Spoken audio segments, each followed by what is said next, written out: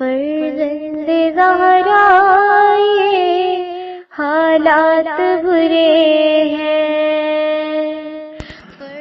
کاشانۂ بصیرت ایک ایسا مکمل یوٹیوب چینل جس پر محروم بصارت کے لیے بالخصوص اور تمام افراد کے لیے بالعموم سینکڑوں کی تعداد میں اسلامی کتب دستیاب ہیں۔ لہذا گزارش ہے کہ آپ اپنی ذمہ داری نبھاتے ہوئے کاشانۂ بصیرت کو سبسکرائب کرنے کے ساتھ ساتھ بیل آئیکن کو پریس کیجیے تاکہ آپ علم کے حصول کے ساتھ ساتھ مذہب اہل بیت کی اشاعت میں بھی اہم کردار ادا کرتے رہیں۔ کاشانۂ بصیرت، کاشانۂ بصیرت، کاشانۂ بصیرت۔ فرزند زہرا یہ حالات برے ہیں۔ السلام علیکم۔ کاشانۂ بصیرت کے یوٹیوب چینل کے سامعین گرامی، میں آپ کے لیے سورۃ الانعام کی جلد سوم ریکارڈ کرا رہی ہوں۔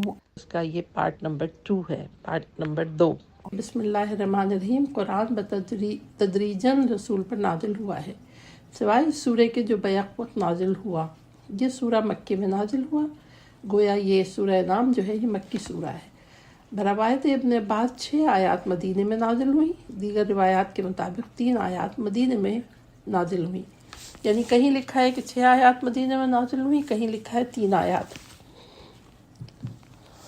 ابن ابی کعب کی روایت کے مطابق یہ سورہ ایک ہی رات میں جب بیک وقت نازل ہوا تو 70,000 فرشتے تسبیح و تحمید کے ساتھ اس کی مشاہدت کر رہے تھے۔ مکی زندگی میں بھی تدوین قرآن کا اہتمام کا یہ عالم تھا کہ جس رات یہ سورہ نازل ہوا اسی رات حضور نے اسے قلم بند کرا دیا۔ پھر شان نزول کی ہیڈنگ میں لکھا ہے کہ جس ماحول میں یہ سورہ نازل ہوا ہے اسے ذہن نشین کرنے سے اس سورہ کے مضامین کا سمجھنا آسان ہو جائے گا۔ یہ سورہ مکی زندگی کے تقریباً اواخر میں نازل ہوا۔ اس وقت اسلام کی مقبولیت میں اضافہ ہوا اور اس دعوت کے پھیلنے کے ساتھ ساتھ مشرکین کی طرف سے مخالفت اور ستمگری بھی انتہائی درجے کو پہنچ گئی۔ خصوصاً حضرت ابو طالب اور حضرت خدیجہ کی وفات کے بعد کفار مکہ کی طرف سے ظلم و ستم میں مزید اضافہ ہو گیا۔ لوگ حضور کا مذاق اڑاتے تھے، مختلف حربوں سے حضور کی شان میں گستاخیاں کرتے تھے۔ اس سورہ میں ان تمسخروں کی طرف اشارہ موجود ہے۔ آیت نمبر 10 میں کہ آپ سے پہلے بھی پیغمبروں کے ساتھ مذاق کیا گیا تھا۔ مشرکین کی دی جانے والی اذیتوں کا اندازہ اس آیت سے ہو جاتا ہے۔ آیت نمبر 33 جس کا ترجمہ ہے ہمیں علم ہے کہ ان کی باتوں سے آپ کو رنج پہنچتا ہے۔ آپ ہر قسم کے مادی سہارے سے محروم تھے اور اسلام قبول کرنے والوں کو بھی جب طرح طرح کی اذیتوں کا نشانہ بنایا جاتا تو اس کی سب سے زیادہ تکلیف بھی حضور صلی اللہ علیہ وسلم کو ہوتی تھی۔ ایک طویل جہاد کے باوجود خاطر خواہ نتیجہ نہ ملنے کی وجہ سے لوگوں پر یاس و ناامیدی کے آثار نمودار ہوئے۔ یہ سورہ اسی قسم کی مشکلات کی طرف اشارہ فرماتا ہے کہ گزشتہ امتوں نے بھی کامیابی آسانی سے حاصل نہیں کی۔ سنت الاولین یہ ہے کہ اور تکذیب و ایذا پر صبر کرتے رہے ہیں یہاں تک کہ انہیں ہماری مدد پہنچ گئی ہے۔ البتہ ایک امید افزا بات یہ تھی کہ یثرب کے اوس اور خزرج کے بڑے بارسوخ افراد نے رسول کے ہاتھ پر بیعت کی جو بیعت عقبہ کے نام سے مشہور ہے، اور یثرب میں کسی مزاحمت کے بغیر اسلام پھیل رہا تھا۔ مضامین: ان حالات میں نازل ہونے والے سورہ کے سامنے سب سے اہم مسئلہ عقیدے کا تھا جو تمام مسائل کی بنیاد ہے، اور مشرکین کے ساتھ اصل جنگ شرک و توحید کی تھی۔ اس مقدس جنگ میں حضور کی طرف سے یہ نعرہ بلند ہوتا تھا، قولوا لا الہ الا اللہ تفلحوا۔ عام حالات میں بھی جب کسی کے عقیدے کے خلاف جدید نظریہ قائم کرنا اور اس کو منوانا بہت مشکل ہوتا ہے، لیکن عرب جاہلیت کا مقابلہ تو نہایت ہی مشکل عمل تھا۔ اسلامی نظریہ توحید کو پیش کرتے ہوئے قرآن آفاق النفس میں موجود اللہ کی نشانیوں میں غور و فکر کی دعوت دیتا ہے، اور مخاطب انسان ہے۔ انسان کے فکر، سوچ، اس کے مضمرات، اس کی جبلت، اس کی انسانیت، اس کا وجدان اور اس کا ضمیر قرآن کا مخاطب ہے۔ اعوذ باللہ من الشیطان الرجیم، بسم اللہ الرحمن الرحیم۔ الحمد للہ الذی خلق السماوات والارض وجعل الظلمات والنور ثم الذين كفروا بربهم يعدلون۔ بسم اللہ الرحمن الرحیم۔ ثنائے کامل اللہ کے لیے ہے جس نے آسمان اور زمین کو پیدا کیا اور تاریکیوں اور روشنیوں کو بنایا، پھر بھی یہ کافر دوسرے دیوتاؤں کو اپنے رب کے برابر لاتے ہیں۔ تفسیر آیت یہ ہے کہ اللہ اپنی حمد و ستائش خود بیان فرماتا ہے کہ حمد و ثنا کی حقیقت بس اللہ کے لیے ہے، ورنہ بندہ نہیں جان سکتا کہ اللہ کی حمد کس طرح ہونی چاہیے۔ اس کے بعد موجب حمد ہونے کے اسباب و صفات میں سے 2 صفات بیان ہوئی ہیں، خلق اور جال کی صفات، یعنی خلق ایجاد کو کہتے ہیں اور جال قرار دینے کو کہتے ہیں۔ نور اور ظلمت ایک دوسرے کے ساتھ مفہوم پیدا کرتے ہیں کہ نور نہ ہونے کا نام ظلمت ہے۔ نور کی تعریف میں کہتے ہیں کہ نور وہ ہے جو خود نمایاں ہو اور دوسروں کو بھی نمایاں کرے۔ چنانچہ نور جس کا مصدر سورج ہے، مصدر حیات اور مایہ زندگی ہے، اور تاریکی شب رحمت نعمت الہی ہے اور آرام و سکون کے لیے ایک پرکیف فرصت ہے۔ نور اور ظلمت کا یکے بعد دیگر آنا بالفاظ دیگر لیل و نہار کی گردش اللہ کے اس کائناتی نظام کا اہم حصہ ہے۔ لہذا یہ سوال پیدا نہیں ہوتا کہ ظلمت نور نہ ہونے کا نام ہے اور مخلوق نہیں ہے۔ بربہم یعدلون، اس کے باوجود محسوس پرست لوگ اس عظیم رب کو ان بے حس و حرکت اور جامد بتوں کے برابر ٹھہراتے ہیں اور ان سے امیدیں وابستہ رکھتے ہیں، یعنی ان کو بھی رب کہتے ہیں جس کا تخلیق میں کوئی دخل ہے نہ تدبیر میں۔ خلق السماوات والارض، خلق جب اللہ کی طرف سے منسوب ہوتا ہے تو ایجاد ہے اور ایجاد عدم سے ہوتی ہے۔ وجعل الظلمات والنور، جعل قرار دینے کو کہتے ہیں، یعنی جس طرح روشنی مخلوق ہے اسی طرح تاریکی بھی اللہ کی مخلوق اور اس کی نشانی ہے۔ اب اس میں اہم نکات کے حوالے سے لکھا ہوا ہے کہ نمبر 1، جب خلق و جعل تخلیق و تدبیر اللہ کے ہاتھ میں ہے تو غیر اللہ کے پاس کیا چیز لینے جاتے ہو۔ نمبر 2، نور و ظلمات کا یکے بعد دیگر آنا اللہ کی طرف سے تدبیر کائنات کا ایک مظہر ہے۔ نمبر 3، نور اور ظلمت کا ایک ہی خالق ہے، مجوسیت کی رد۔ هو الذي خلقكم من طين ثم قضى أجلا وأجل مسمى عنده ثم أنتم تمترون۔ اسی نے تمہیں مٹی سے پیدا کیا، پھر ایک مدت کا فیصلہ کیا اور ایک مقررہ مدت اس کے پاس ہے، پھر بھی تم تردد میں مبتلا ہو۔ یہ صفحہ نمبر 12 ہے جلد نمبر 3 کی، جس کی تفسیر آیات یہ ہے کہ خلقکم من طین، انسانی جسم کی تخلیق میں زمینی اجزاء استعمال ہوئے ہیں، اس میں کوئی ایسا عنصر نہیں ہے جو غیر ارضی ہو، لہذا انسان ایک ارضی اور خاکی مخلوق ہے۔ ثم قضا، یہاں 2 باتوں کا ذکر ہے۔ نمبر 1، اجلن، یعنی یہ وہ مدت ہے جس کا اللہ تعالیٰ نے فیصلہ کیا ہے، لیکن اس فیصلے کو مبہم رکھا ہے چونکہ یہ مدت اللہ کی لوح محو و اثبات سے مربوط ہے، اس کا تعلق انسان کے اعمال و کردار سے ہے۔ مثلا احادیث کے مطابق درازی عمر کے لیے درج ذیل عوامل مؤثر ہیں۔ نمبر 1، یعنی if you want long life تو اس کے لیے یہ عوامل لکھے ہیں کہ صلہ رحمی بحوالہ الکافی۔ نمبر 2، صدقہ بحوالہ الکافی باب فضل الصدقہ۔ نمبر 3، دعا سے تقدیر بدلتی ہے، ملاحظہ ہو تفسیر الکوثر کی جلد نمبر 1 پیج نمبر 498۔ نمبر 4، نیکی، یہ مستدرک الوسائل پیج نمبر 177.5۔ نمبر 5، زیارت قبر الحسین علیہ السلام الوسائل کے حوالے سے لکھا گیا ہے۔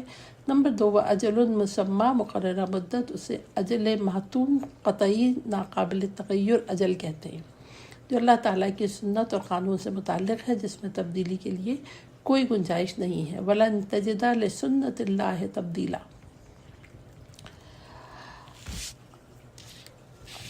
آگے لکھا ہوا ہے کہ ائمہ اہل بیت علیہ السلام کی رہنمائی کے مطابق انسانی زندگی کو 2 قسم کے عوامل کا سامنا ہے، طبیعی اور غیر طبیعی۔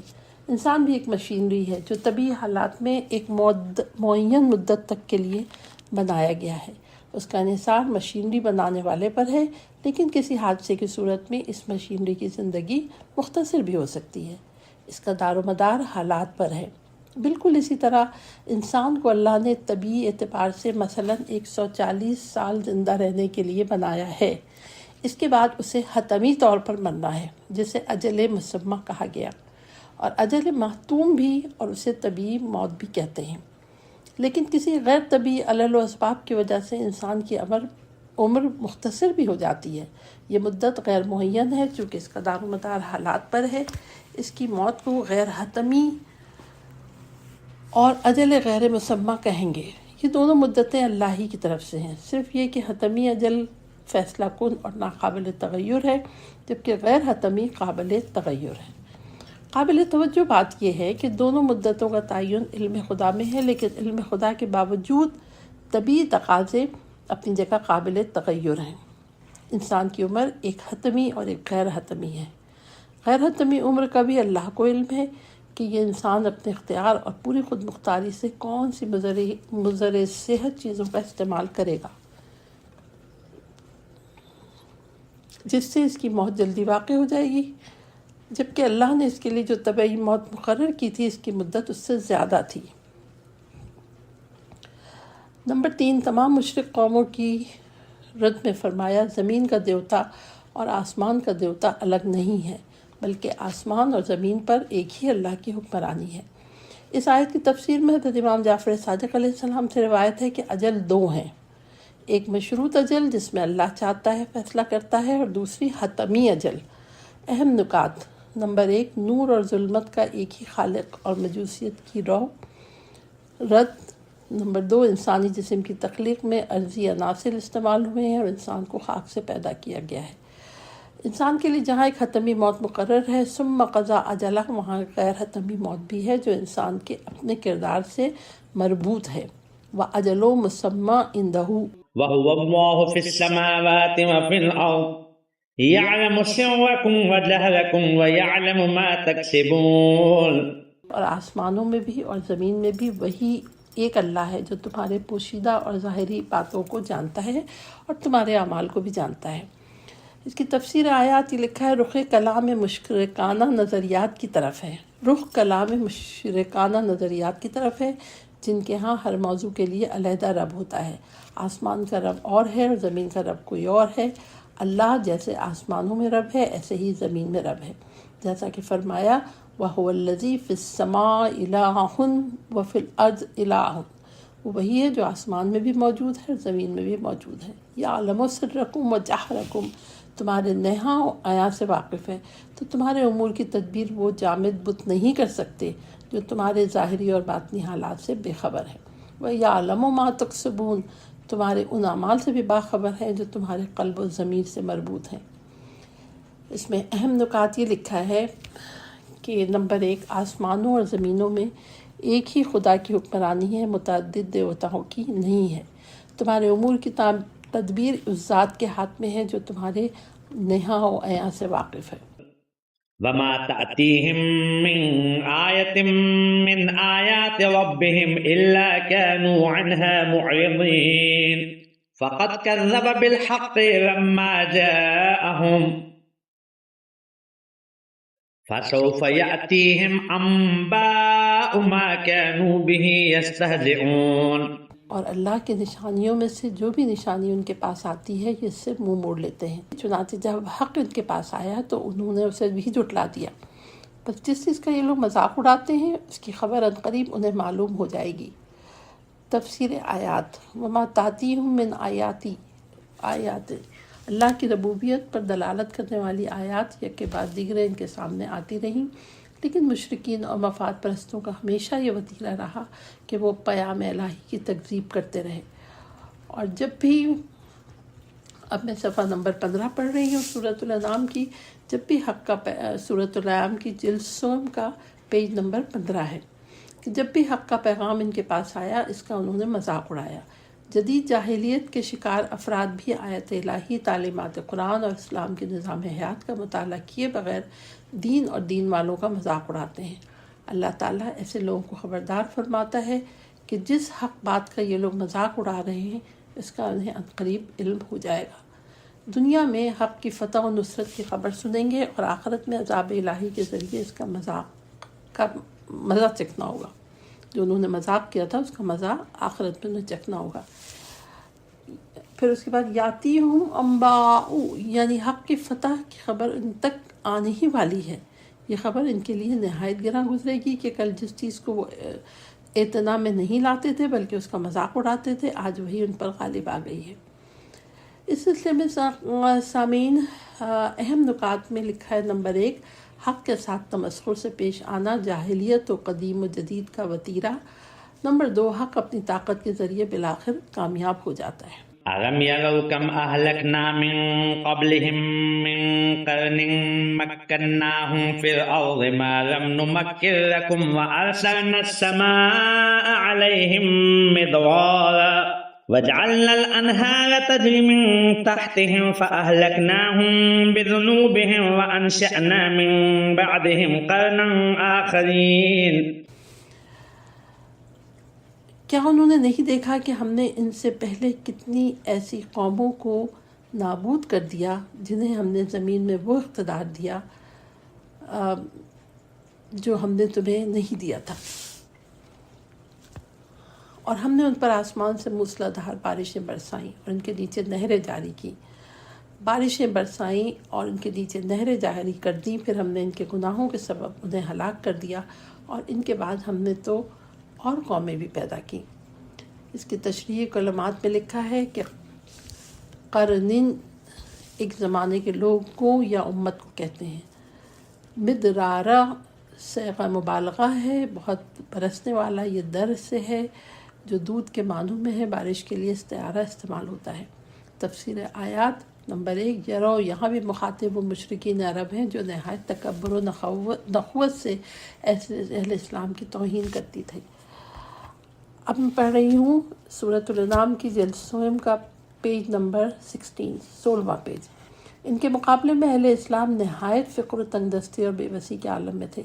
اللہ تعالیٰ یہاں سرکش قوموں کی عبرتناک تاریخ سے اہل اسلام کو نوید اور مشرکین کو ان کے انجام کی خبر سنا رہا ہے، اور تاریخ کے مقتدر اقوام کے ساتھ ایک تقابل بھی ہے۔ نمبر 2، مکناہم فی الارض، وہ سرکش جو اپنے گناہوں کی وجہ سے نابود ہو گئے، وہ تم سے زیادہ مقتدر تھے اور مال و دولت کی فراوانی میں بھی تم سے بہت آگے تھے۔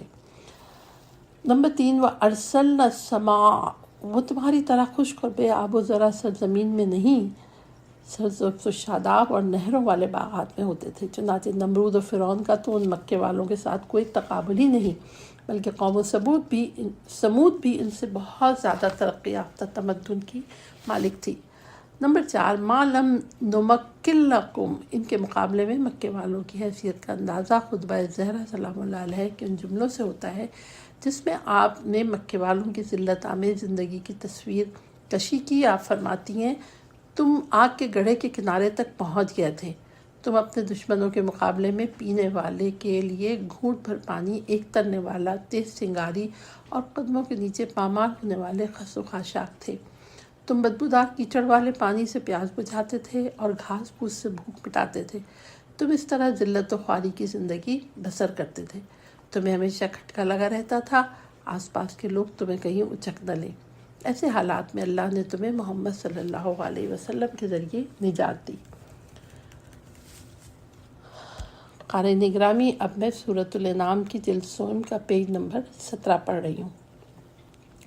اہم نکات۔ نمبر 1، سرکشی کا انجام نابودی و ہلاکت ہے۔ نمبر 2، وقت خوشحالی اور مال و دولت کی فراوانی آزمائش ہے۔ اس سے غلط فہمی نہ ہو کہ یورپ ناز و نعمت میں ہے۔ وَلَوْ نَزَّلْنَا عَلَيْكَ كِتَابًا فِي قِرْطَاسٍ لَمَسُوهُ بِأَيْدِيهِمْ لَقَالَ الَّذِينَ كَفَرُوا إِنْ هَذَا إِلَّا سِحْرٌ مُبِينٌ۔ اے رسول، اگر ہم کاغذوں پر لکھی ہوئی کوئی کتاب بھی آپ پر نازل کرتے اور یہ لوگ اپنے ہاتھوں سے اسے چھو بھی لیتے، تب بھی کافر یہی کہتے کہ یہ صریحاً جادو کے سوا کچھ نہیں ہے۔ آیت نمبر 7 کی تفسیر میں لکھا ہے، مشرکین کی طرف سے کفر و انکار قرآنی دلیل و برہان کی کمزوری کی وجہ سے نہیں ہے، بلکہ ان کی ہٹ دھرمی کی وجہ سے ہے۔ اگر آسمان سے کاغذوں پر لکھی ہوئی کتاب بھی نازل ہو جاتی، جیسا کہ بعض مشرکین کا مطالبہ تھا، یہ لوگ حس بصارت و سماعت کے ساتھ حس لامسہ یعنی چھو کر بھی دیکھ لیں، پھر بھی یہ دین پر ایمان نہیں لائیں گے۔ اہم نکات کی ہیڈنگ میں لکھا ہے، نمبر 1، معاند کے انکار کی صورت میں قوت دلیل فائدہ مند نہیں ہوتی ہے۔ نمبر 2، سطحی فکر رکھنے والے محسوس پرست ہونے کے باوجود حسی دلیل کو بھی نہیں مانتے۔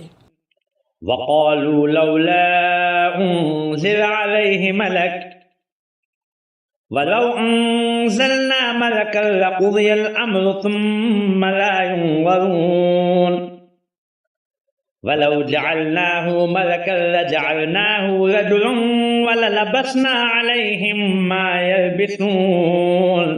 اور کہتے ہیں اس پیغمبر پر فرشتہ کیوں نازل نہیں کیا گیا، اور اگر ہم نے فرشتہ نازل کر دیا ہوتا تو فیصلہ بھی ہو چکا ہوتا، پھر انہیں مہلت نہ دی جاتی۔ نمبر 9 آیت کی ترجمہ ہے، اور اگر ہم اسے فرشتہ قرار دیتے بھی تو مردانہ شکل میں قرار دیتے اور ہم انہیں اس شبہ میں مبتلا کرتے جس میں وہ اب مبتلا ہیں۔ اب میں پڑھ رہی ہوں جو سورہ انعام کی جلد نمبر 16 کا پیج نمبر 18۔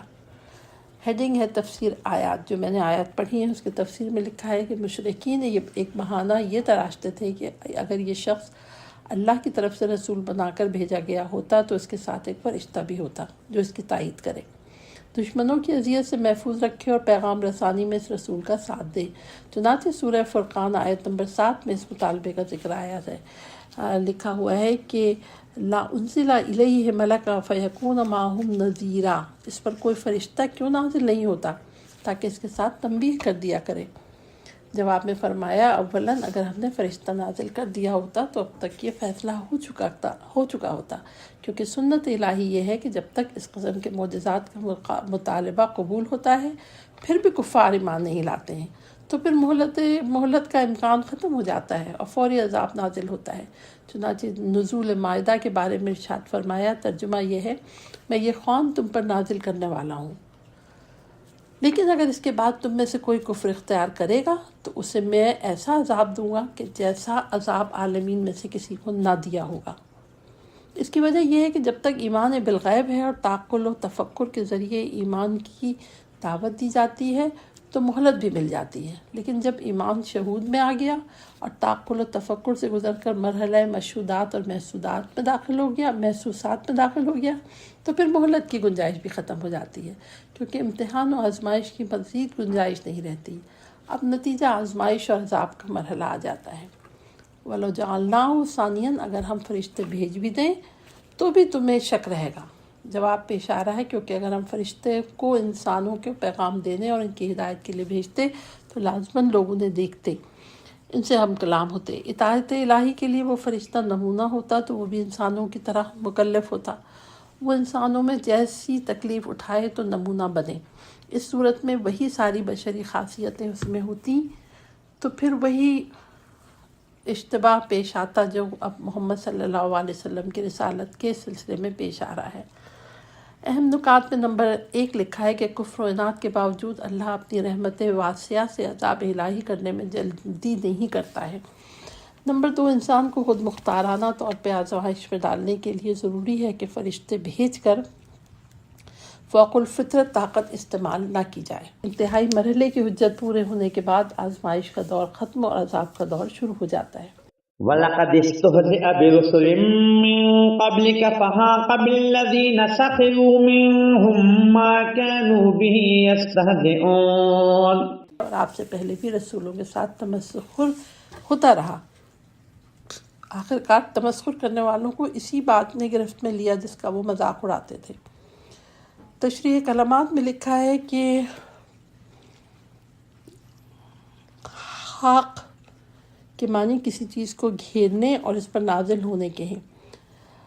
بری چال کا وبال اس کے چلنے والے پر ہی پڑتا ہے۔ تفسیر آیت میں لکھا ہے کہ اس آیت میں رسول کریم صلی اللہ علیہ وسلم کی کامیابی اور فتح کی خوشخبری ہے کہ تمسخر کرنے والوں کا انجام کیا ہوگا، اور ساتھ ہی تمسخر کرنے والوں کے لیے بھی ان کے انجام بد کی خبر دے دی گئی ہے۔ چنانچہ دنیا نے دیکھ لیا کہ مکے میں دی جانے والی یہ خبر 100% صحیح ثابت ہوئی۔ اس میں اہم نکات یہ ہے جناب علی کہ نمبر 1، سنت الہی ہے کہ تمسخر کرنے والے اسی بات کی گرفت میں آئے جس کا وہ مذاق کرتے تھے۔ نمبر 2، مذاق خود دلیل ہے اور منطق کہ فقط ان کی علامت ہے۔ قل سيروا في الأرض ثم انظروا كيف كان عاقبة المكذبين. ان سے کہہ دیجئے زمین میں چلو پھرو پھر دیکھو کہ جھٹلانے والوں کا انجام کیا ہوگا. اس کی تفسیر میں لکھا ہے کہ عربوں کی نقل و حرکت صرف تجارتی مقاصد کے لیے تھی. مطالعہ تاریخ کی غرض سے سیر فی الارض ایک جدید طریقہ تحقیق ہے جس کا عربوں کو علم ہی نہ تھا.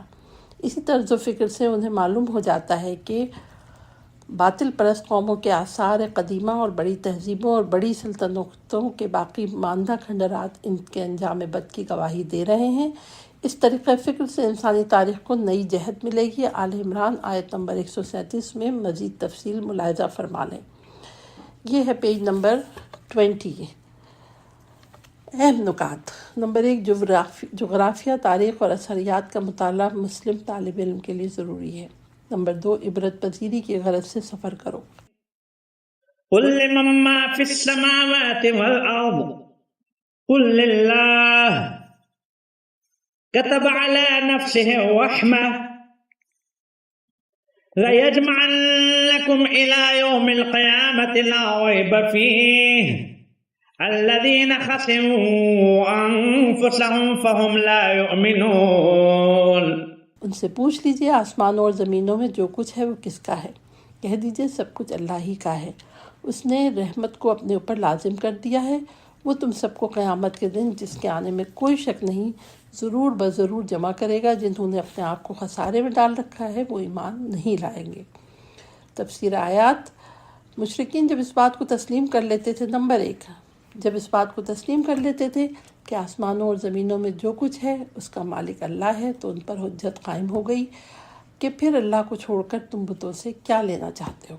نمبر 2، اللہ تعالیٰ نے خود رحمت کو اپنے اوپر لازم کر دیا ہے. واضح رہے رحمت ذات الہی کا لازمہ ذات ہے. ممکن نہیں ذات الہی ہو اور اس سے رحمت کا فیض جاری نہ ہو. اللہ کے بارے میں اہل علم میں یہ مقولہ مشہور ہے لانقطاع فی الفیض. لہٰذا یہ بات ناقابل تصور ہے کہ ذات خداوندی سے فیض رحمت کا سلسلہ ایک لمحے کے لیے بھی بند ہو. لہٰذا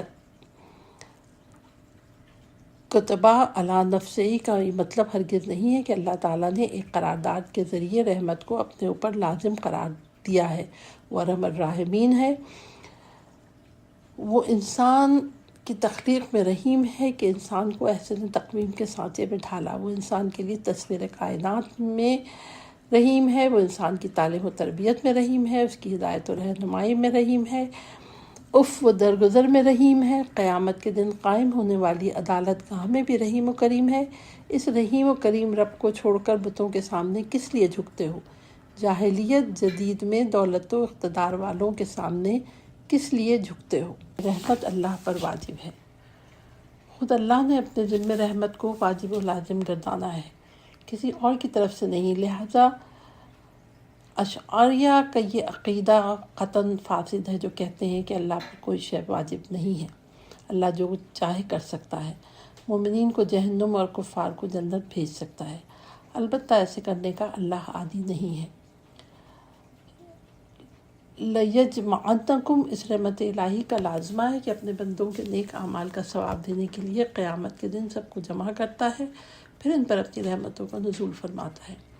الذین خسروا انفسهم. اس وقت معلوم ہو جائے گا کہ ایمان نہ لانے والے اس رحمت سے محروم رہ کر کس قدر خسارے میں ہوں گے. رسول کریم نے فرمایا، اللہ تعالیٰ کا فرمان ہے، ان رحمتی سبقت غضبی. میری رحمت میرے غضب سے پہلے ہے. ماشاءاللہ. اس کے اہم نکات یہ لکھے ہیں کہ انسان کو اس رب سے ساری امیدیں رکھنی چاہیے جو آسمان اور زمین کا مالک ہے. نمبر 2، جس نے رحمت کو اپنے ذمہ لازم قرار دیا ہے، یہ رحمت ذات الہی کا لازمہ ہے. نمبر 3، قیامت کے دن اس کی بارگاہ میں حاضر ہونا. وَلَهُ مَا سَكَنَ فِي اللَّيْلِ وَالنَّهَارِ وَهُوَ السَّمِيعُ الْعَلِيمُ. اور جو مخلوق رات اور دن میں بستی ہے وہ سب اللہ کی ہے. وہ بڑا سننے والا اور جاننے والا ہے. اس آیت نمبر 13 کی تفسیر میں لکھا ہوا ہے کہ ہر وہ موجود اللہ تعالیٰ کے قبضہ ملکیت میں ہے جو رات اور دن میں سکونت اختیار کیے ہوئے ہیں. دن کو اپنی بقا کے لیے صحیح کرتے ہیں، رات کو خرچ شدہ توانائی انرجی کا اعادہ اور تلافی کرتے ہیں. اس طرح گردش لیل و نہار میں ان کی بقا اور ارتقاء کا راز مضمر ہے. ان سب کی امور حیات کی تدبیر اللہ کے ہاتھ میں ہے۔ نمبر 2، رات کی تاریکی میں اٹھنے والی آوازیں ہوں یا دن کی شورش، پردہ شب میں ہونے والی جنبش ہو یا دن کی روشنی، سب یکساں طور پر اللہ کے سامنے ہے۔ صفحہ نمبر 22 ہے، اس میں لکھا ہے اہم نکات: لیل و نہار کی گردش کے ذریعے تدبیر امور اللہ کے ہاتھ میں ہے۔ قل اغیر اللہ اتخذ ولیا فاطر السماوات والارض وهو يطعم ولا يطعم قل انی امرت ان اکون اول من اسلم ولا تکونن من المشرکین۔ کہہ دیجئے کیا میں آسمانوں اور زمین کے خالق اللہ کو چھوڑ کر کسی اور کو اپنا آقا بناؤں جبکہ وہی کھلاتا ہے اور اسے کھلایا نہیں جاتا؟ کہہ دیجئے مجھے یہی حکم ہے کہ سب سے پہلے اس کے آگے سر تسلیم خم کروں، اور یہ بھی کہا گیا ہے کہ تم ہرگز مشرکین میں سے نہ ہونا۔ تشریح کلمات میں لکھا ہے فاطرن، الفطر شق ہونے کے معنوں میں ہے، جیسے اذا السماء فطرت میں شق ہونے والوں کے معنی میں ہے۔ تفسیر آیات میں نمبر 1 لکھا ہے قل اغیر اللہ، اگر کسی کی عبادت اس لیے کی جاتی ہے کہ وہ خالق ہے تو آسمان اور زمین کا خالق اللہ ہے۔ اگر عبادت کا مقصد یہ ہے کہ وہ ہماری جانوں کا مالک ہے تو اللہ ہی ہر مخلوق کا مالک ہے۔ نمبر 2، فاطر السماوات والارض، میرا وہ آقا ہے جو آسمانوں اور زمین کا ایجاد کرنے والا ہے۔ فطرہ کے لغوی معنی شق کرنے کے ہیں، اور یہ ایجاد کے معنوں میں استعمال ہوتا ہے کہ اللہ تعالیٰ نے آسمانوں اور زمین کو عدم کی تاریکی کو شق کر کے وجود کی روشنی عنایت فرمائی۔